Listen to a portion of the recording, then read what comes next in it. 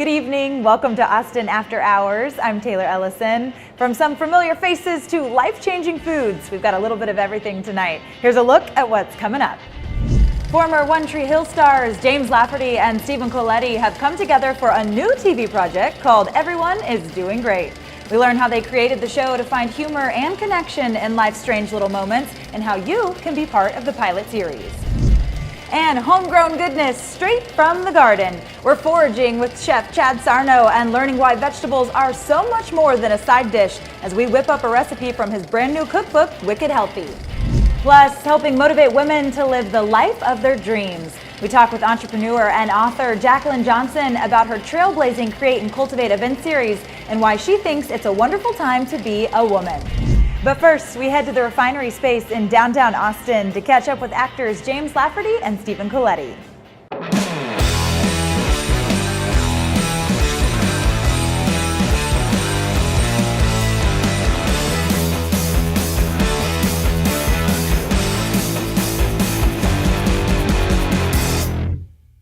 Wake up at 3 in the morning, I'd be spooning him, but that was just, that's On occasion. They call that an occupational hazard, right?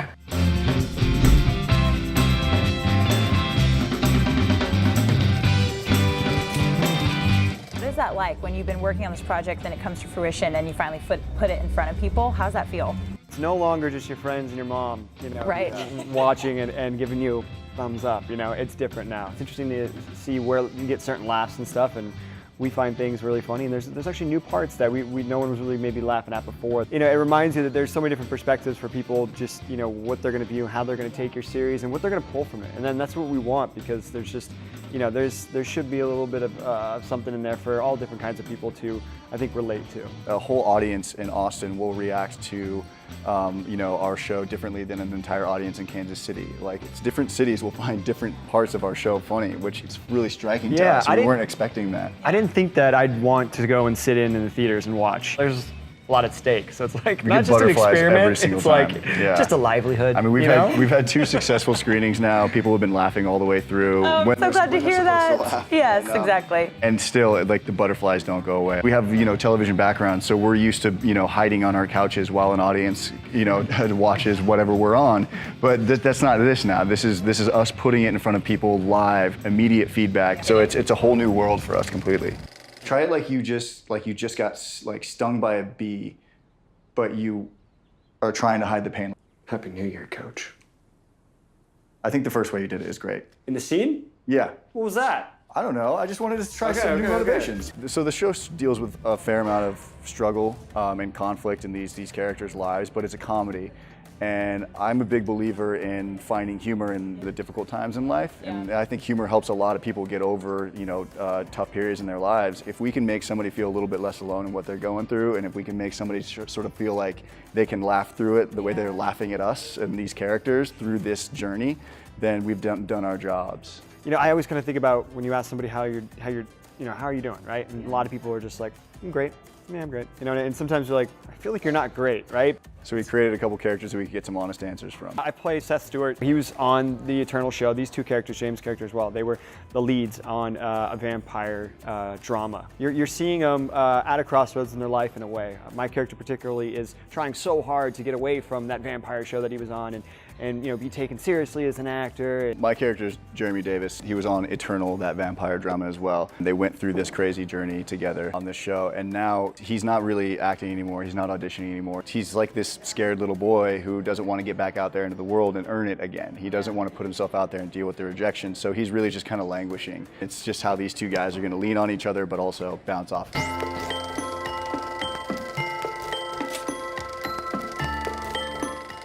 How did y'all knowing each other and having previous working relationships enhance what you were doing for this? I think it gave us a really solid foundation going in, but at the same time, the level at which we're working together on this far surpasses anything we've done before. We barely work together on One Tree Hill. We spend a lot of time off set, but we hardly ever worked with each other on set. So it was a really, really immersive experience. When we were editing the show, there was an apartment fire in my building, so I had to stay at his house, and I slept on the floor of our little room that we were editing in his house. And so it was like we'd spend 10 hours a day editing, and then instead of me going home and us getting a break from each other, I'd have to go and like pull my mattress out of a closet and lay it down and see, and like, just he would walk into another room, and like that was our break. And this was for like months. It was like Sometimes for 2 months. he'd wake up at 3 in the morning, I'd be spooning him, but that was just, you know, that's just, they call that an occupational hazard, right? What would your advice be for a young creator who has an idea, but maybe they're apprehensive to get started or they don't think it's possible? Our producers on this and our good friends, the Nelmans brothers, sort of taught us, which is you just gotta go do it. You gotta pull together people that you trust and that are like-minded, that believe in what you're doing, create a team, and then just really empower them to go out and do this thing with you and just create, because nobody's going to do it for you. And you know what? You're probably going to fail on your first opportunity, and maybe your second, maybe your third. It's not always going to work out right away, and you never know who, like, you know, you might find yourself working with, but it is all about pulling people together and just trying. You just got to keep trying and learning. Yeah, the car might break down, but at least it's your car and you're at the wheel, you know? It's so true. You guys chose an interesting way to do this. You know, you're taking this pilot around almost like it's like a film or short film. Yeah. We feel like television right now, the landscape has changed so much, and it feels to me like independent film was like 30 or 40 years ago, when people realized that you didn't need a boatload of money to go out and make a really quality film. And that's what television is starting to feel like. We have the platforms now that are much more accessible. Let's go take our indie TV show out in the same way that they used to take their indie movies out. That's where the Indiegogo campaign comes in. We're crowdfunding this season. As we're going around to these festivals, we're trying to, you know, rally the troops. On Instagram, you wrote, it was one of the best days of your life and the most terrifying. Yeah. What is the emotional ride that this has been? Oh man, it is an emotional ride. I mean, there's a lot of pressure, but it's good pressure. It's the pressure that we want.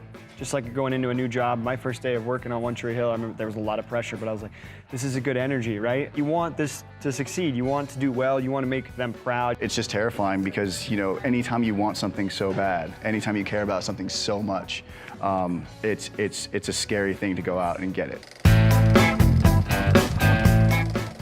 So y'all have spent a lot of time together, it sounds like. We're gonna play like our own version of the Newlyweds. Like, how well did James Perfect. really know each other? Oh, So, you're gonna get a shock. buckle up. We need some music. Who would Steven say is the biggest diva on set? On which set? Y'all set. Depends on your definition of diva. What is James most likely to do on a Friday night? The answer is drink cider in a dive bar. You came to the right city. No. Take pictures of his dog. Yep. Have me there, actually. You may know me better than I know myself. The guy a couple of years ago, we'd go have a cider, but now it's just take pictures of the dog. What is Steven's favorite food? Whatever I cook. James, what was your final answer? That's a pretty arrogant answer, isn't it? You guys are really sweet. I love that. He lives on it.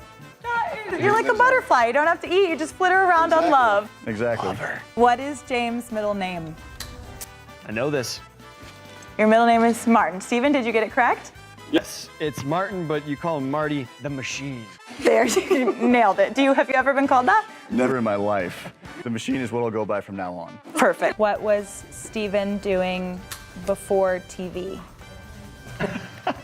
He was living in Cabo or dancing in Cabo. Steven, is that correct?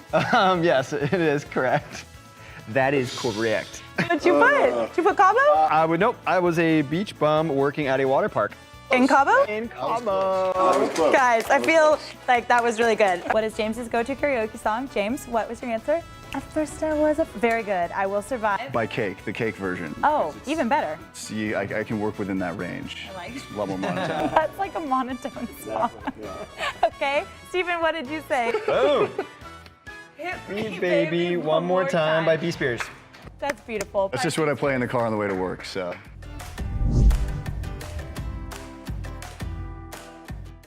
Those guys are so much fun to hang out with. You can help bring their first season to life through Indiegogo. Search for Everyone is Doing Great. And after the break, see how these plant-based recipes got to the top of a best barbecue book list.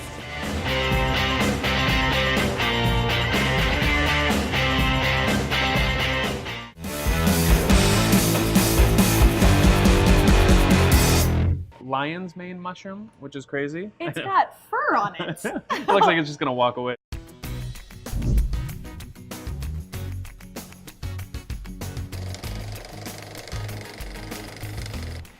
Some of the most important decisions we can make start in the kitchen. They sure do. So this is why you're here today, is for us to get cracking in the kitchen, show you some new things. It's such an honor to be in your kitchen. You're such a pro, and you've dedicated your life to sharing these important messages. What are some of the themes you share with people? Just to show people that vegetables are way more than a side dish. It's a collection of our favorite recipes, and also to be plant pushers rather than meat shamers. I think that's really important for a plant-based book and our approach. So. I love that concept. Not meat shamers, you're plant pushers. Yes. And you know how much that can improve someone's life when they really embrace that. Yeah, completely. You don't have to lack in taste or flavor or texture, and that's what we cover in the book. So. And this book is extra special, y'all, because it has gotten some major accolades recently. Tell me a few of those that might surprise people. What's really great is we, especially getting into grilling season being the summer, it's #1 on Amazon for grilling and barbecue, which is really funny considering it's all plants. And #1 in burgers and sandwiches, so which is pretty cool. So it's really cool. So we get to make something from this book today. We're gonna do the mushroom brisket in this book. We're gonna talk about mushrooms a little bit and also just throw a bunch of veggies on the grill. And to start off, to kick it off, I'd like to take you out to my garden and check out what we have to harvest, huh? Let's go forward. Yes, Can we do that? Yes, definitely. Let's do it. What an extraordinary garden. Thank you very much. Yes, this is the first time we've successfully grown zucchini. And look at these babies. Wow. That one's huge. Is that real? Isn't that amazing? Oh my Isn't that amazing? goodness. So we got a couple of these big boys in here. We got some yellow squash, these are amazing also. Is this real life, Chad? Isn't that crazy? Those Isn't are that like Guinness Book World Record type zucchinis. Do you want to pick them? Go ahead. Wait, me? Yeah, go. I trust me? trust you. Go for it. Go for it. So we got these two big ones. Then we're gonna pick these yellow squashes over here. Okay, so. this is scary. You get like one chance to do this right. How long have you been growing these? These, believe it or not, these were about the size of your thumb probably about a week ago. What are they gonna taste like? Like as they get big, do they still have all that flavor? Yeah, so a lot of them actually, when you overgrow zucchini, they get slightly hollow and they get slightly bitter. But these, for some reason, I don't know if it's a type of zucchini or what, but they've been incredible on the grill. So that's what we're gonna do today. It's probably Throw 'em on the because grill. we're in a secret magic garden out here. So- Okay, I am nervous. How do I pick these properly? So you lift it up and then you just twist. See? Lift and twist. Okay. Okay, here we go. Wow, this is roughly 17 pounds. Oh, was that right? Yeah, that's Did I lift and perfect. That's twist? perfect. Look at that. This is crazy. That's How many amazing, do we so- need for our grill today? So let's just one. That'll be 3. What else is in this garden? We have a bunch of spinach, lots of hot chilies. I love spice. Bunch of tomatoes. We have some strawberries that are left from what the deer didn't eat. Some cucumbers, along with some greens and radishes. I am amazed by this cornucopia of veggies. It's amazing. So these mushrooms are from a local grower called Hi-Fi Mycology. They're one of my favorite vendors in Austin. It looks like a coral So reef. isn't that incredible? So this is a pink oyster mushroom. Here's a gray oyster mushroom. These are called honeycaps, which is a type of chestnut mushroom. Phoenix oysters, so it's a little bit meatier. This cool puffball looking thing, this is a lion's mane mushroom, which is crazy. It's got fur on it. This beautiful mushroom is a yellow oyster. And you basically just will pull it off gently and it'll just release, you know? So we're gonna highlight this really cool cooking technique that my brother has in our cookbook, which is gonna be the mushroom pressing method.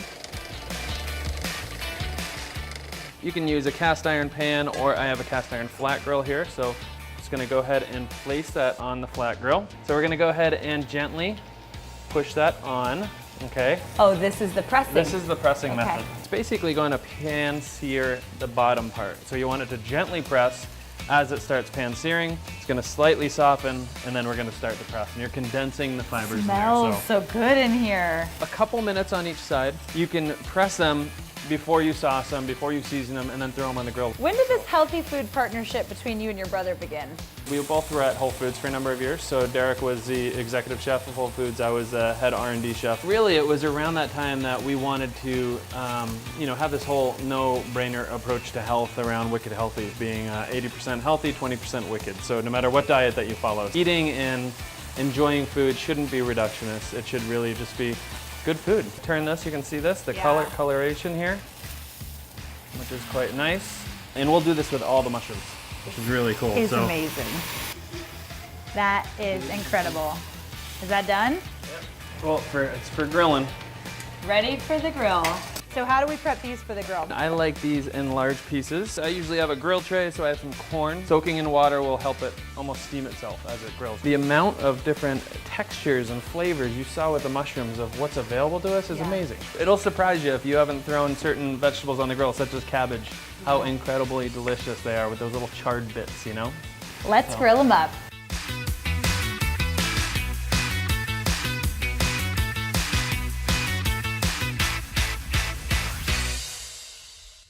Cheers, Cheers to the most gorgeous spread. This is incredible. Quite a spread. So you can have a plant-based barbecue. Who says you can't, you know? We have those amazing mushrooms we pressed with the barbecue sauce all charred up, delicious. This looks like chicken.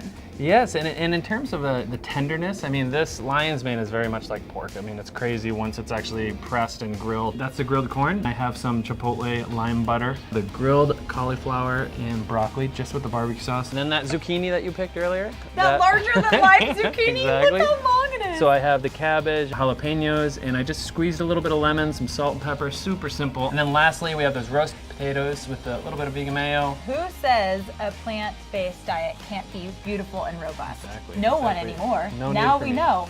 When did this love of food come into your life? I mean, I grew up with a passion for eating and Yeah, for you can food. tell. My mom cooking all the time, my grandma cooking all the time, and my brother and I, we were raised in kitchens for the most part. For myself, I stopped eating dairy at a young age. I was able to rid myself from asthma at that time and get off inhalers, so that got me more interested in health. You know, just because it's free from animals doesn't mean it doesn't have to be delicious and flavor forward and punched with flavors. You've incorporated all of these things in your incredibly successful cookbook, which you've got to check out, but that's just the beginning. There are so many cool things on the horizon. We launched a line called Wicked Kitchen, which is really exciting. We launched 20 products in almost 600 stores. We also have a company that we are partners with called Good Catch Foods that is focused on a seafood without sacrifice. So it's a plant-based seafood alternative to tuna. So, and we have crab cakes and fish burgers that are coming out that are all plants. So, which is pretty cool. So, lots of excitement around this whole space of plant-based, and I just feel honored to be able to cook for you guys. I feel honored to be sitting here. This has been such a joy. Thank you. You are a true wellness wizard, and we can't sit here Wellness any wizard, longer, that's right? good. We've got to eat. Let's eat. Except Let's get in here. I do want to know what's happening in this. Oh, over so here. I know you like savory, but I think I win your heart right there with some nice brownies that.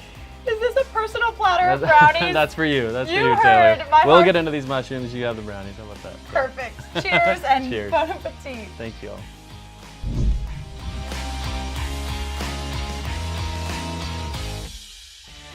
Thanks, Chad, for a great day and my own personal brownie pan. You can find more great recipes at wickedhealthyfood.com. And after the break, we hear how Jaclyn Johnson brings together big names like Brooklyn Decker and Gina Rodriguez to help inspire women across the country.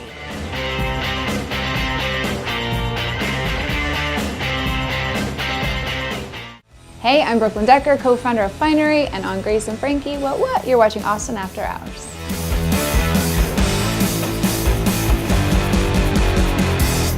Yeah, lots of coffee. Are you powered by coffee I'm and literally cookies? powered by coffee and cookies and no sleep. That's the trick.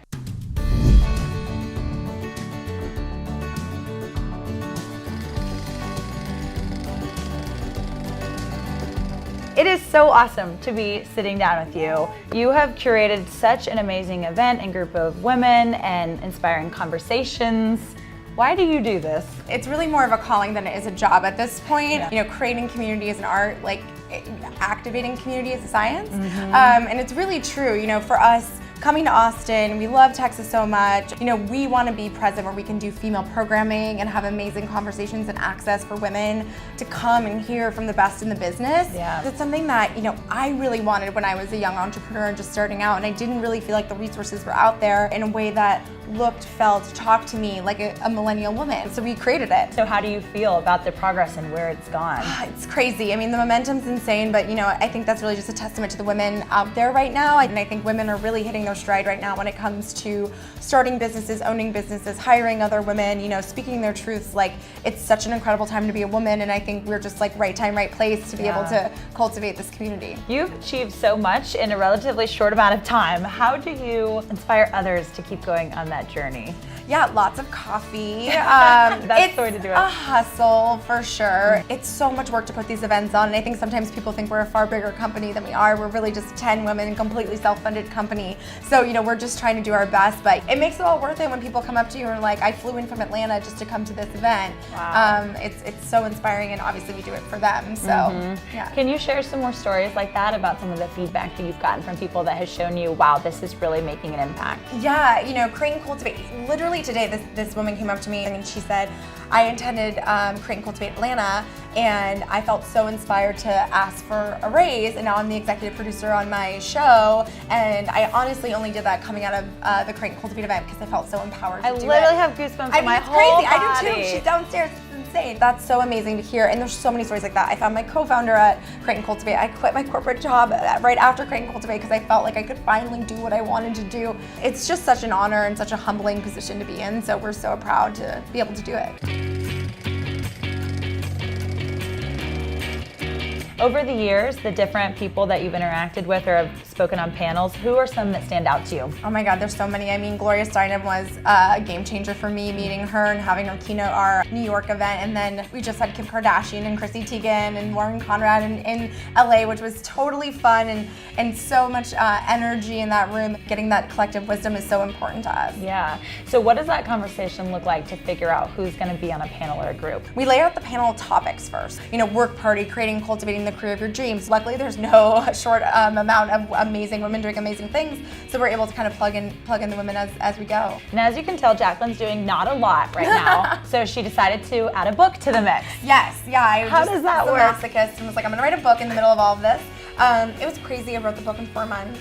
My editor at Simon & Schuster came up to me at a Create and Cultivate in New York and was like, you should write a book. And I was like, and then she emailed and she's like, no, you should write a book. And I was like, okay. She inspired me and really helped me navigate this entire process. I'm so excited about Work Party. It really is the book I wish I had gotten when I was 23 starting my first company. Yeah. It's a lot of real talk. It's a lot of hard-hitting advice. Everything from raising money to dealing with boyfriends and relationships. It really hits all the different notes, and I was able to interview some amazing women for it as well. It's like this tool book for people that we all wish we had had, right? Yes, here's how you make those deals happen, and I think you gotta even the playing field a little bit for women. Here's what you can expect. Here's the lessons I learned, some the hard way. Right. You can You're learn. like, you don't have to do yes, that. Exactly. Yeah. Are there moments along your journey that stand out as kind of when you felt the momentum shifting for you? I ran Create and Cultivate in a separate company for about 3 years. So running 2 companies, I don't recommend. It's very stressful. But I ended up selling that other company, and that was major for me. It was 7 years in the making, and so selling that was such a pivotal moment for me. As an entrepreneur, it was an insane experience. How do you also take care of yourself, because that balance is important too? 8 hours of sleep is my secret. I can't not. I will literally be a monster. But it's everyone has their thing. Some of the girls in my office, I gotta eat breakfast, I gotta work out. I literally just need a good night's sleep. It's so important. Events, right. It's like throwing a wedding every 3 months. So it's kind of that post-wedding blues. We have post-Create and Cultivate blues. It's real. For sure. That is hysterical. What are you hoping people take away from? We always hope our attendees leave, enlightened, entertained, and inspired. We want them to obviously come, have a good time, eat some good food, have a great drink, meet some amazing women, but also leave with the tools they need to go out in the world and be successful. Yeah. Well, thank you for sharing your time with us you. right now. We know it's limited, so we're super grateful for this. Of course. Thank you so much. And make sure to grab a copy of Jaclyn's book, Work Party. Thanks so much for joining us on this episode of Austin After Hours. We'll be right back here next Friday. Until then, find this episode and more on YouTube or on social media. Cheers.